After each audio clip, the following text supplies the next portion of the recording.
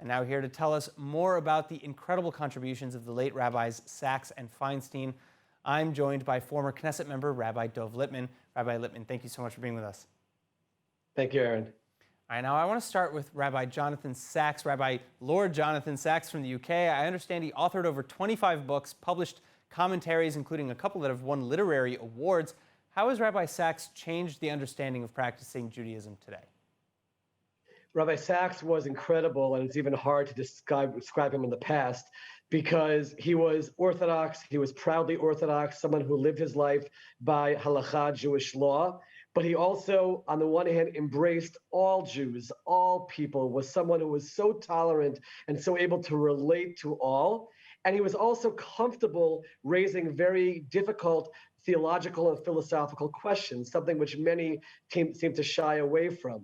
And he was a scholar. You mentioned the books that he's written, his speeches, his presentations, and someone who really connected to, first and foremost, all Jews, but all human beings really saw him as a spiritual leader, and just such a loss. And imagine it at his age, how much more he could have given to the world. It's really almost incomprehensible that he's no longer with us.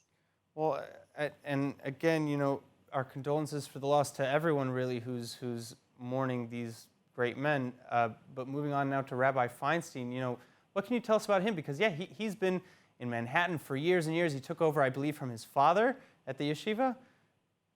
Can you tell us more about That's correct. Rabbi Feinstein was perhaps the leading halachic teacher of the recent decades, taking over from his father in that role. On the one hand, someone who knew everything when it came to all the Torah subjects, could answer questions from anyone on any subject, but also so simple, so humble. For example, he rejected the typical garb that you see of a Rosh Yeshiva with a long frock and the up hat. Completely approachable, warm, lived modestly in the east side of Manhattan. And like I said, everyone found an answer to their questions through him. I'm told day and night, his phone was ringing with questions about Jewish law, and someone who also guided people from all different backgrounds. Again, a tremendous loss for all of world Jewry. So what do you think, you know, if you could maybe sum up just something to describe their philosophies to leave us with, Rabbi Lipman?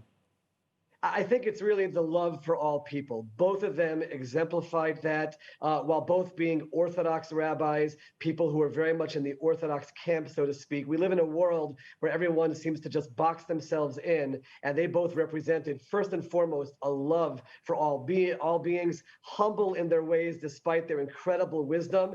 And like I said before, someone who everyone could approach with all of their questions, with all of their issues, and they were there to provide answers, comfort, and love, which is something which all of us seek in challenging times. All right, well, our hearts definitely go out to the families of the two rabbis. Rabbi Lipman, thank you again so much for joining us. Thank you.